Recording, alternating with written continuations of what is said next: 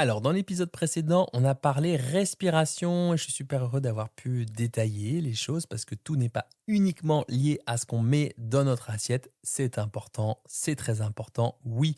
Et on va bien sûr en parler un peu plus concrètement dans cet épisode, mais notre environnement, notre activité physique, nos nuits de sommeil, notre niveau de stress, notre historique par rapport à l'alimentation, voire notre récit familial, eh bien tout ça, cela a un impact sur notre manière de nous nourrir. Et c'est ce que je constate chaque semaine en consultation. Je vous mets d'ailleurs le lien en description de cet épisode si vous souhaitez un accompagnement plus poussé.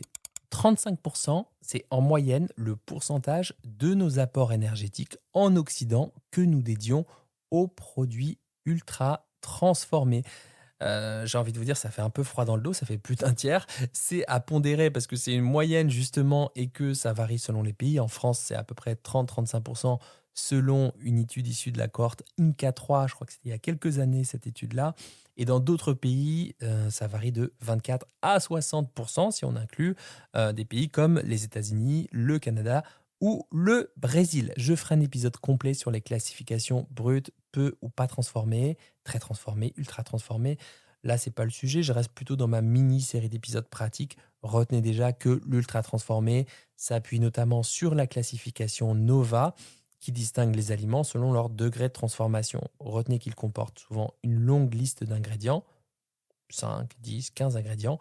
La présence d'ingrédients que vous n'utiliseriez jamais dans votre cuisine, des additifs, des arômes artificiels, des émulsifiants, des texturants, des édulcorants, des agents de charge, etc. Ce n'est pas ce qu'on a au quotidien chez nous.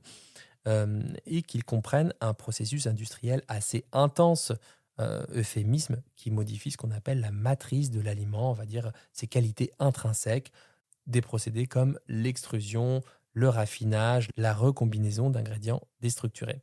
Pour vous faire une idée, les exemples sont assez nombreux, des barres chocolatées industrielles, des biscuits fourrés, viennoiseries industrielles, céréales du petit déjeuner soufflées ou enrobées de sucre, desserts lactés aromatisés, sucrés, tout ce qui est yaourt dessert, crème dessert, chips, biscuits apéritifs, snacks, soufflés, soda, cola et boissons énergisantes, les jus de fruits à base de concentré avec sucre ajouté, etc. etc. Alors, que mettre en place? Ce que je vous propose, et vous me direz vraiment en commentaire si ça vous semble jouable, c'est peut-être de prendre un moment aujourd'hui pour identifier un aliment ultra transformé ou trop transformé pour vous, ça peut aussi être un autre curseur, que vous consommez régulièrement. Par exemple, l'habitude de prendre un yaourt aromatisé, assez sucré, une barre chocolatée industrielle, des céréales du petit déjeuner, une boisson sucrée ou un plat tout prêt. Et puis peut-être posez-vous cette question, par quoi pourrais-je le remplacer? Sans me frustrer, par quelque chose de simple et peut-être plus proche de l'aliment d'origine. Par exemple, un yaourt nature avec une portion de fruits, une petite portion de fruits, au lieu d'un yaourt sucré aux arômes artificiels. Par exemple, un carré de chocolat noir et une poignée de noisettes au lieu d'une barre chocolatée.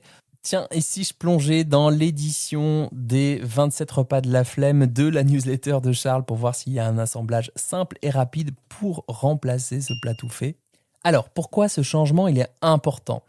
Ce qui rend problématique les aliments très transformés ou ultra transformés, ce n'est pas uniquement la teneur en sucre, en sel, en graisse, mais l'effet combiné de tous ces composants, peut-être leur faible densité nutritionnelle et leur capacité à dérégler nos signaux de faim et de satiété.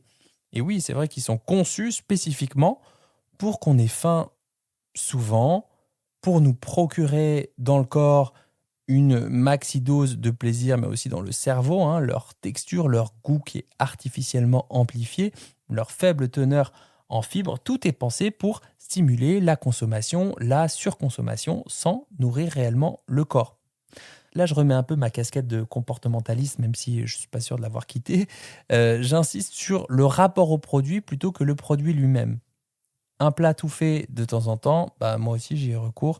Je mets mes gnocchis dans la poêle, 5 minutes après la sauce dessus, le parmesan dessus, et hop, ça fait le taf pour les moments où j'ai vraiment pas du tout envie de cuisiner. En fait, cette histoire de barre de chocolat ou de biscuits apéro, vous savez déjà que c'est transformé et que oui, idéalement, ça serait cool de ne pas cumuler différents produits ultra transformés tous les jours.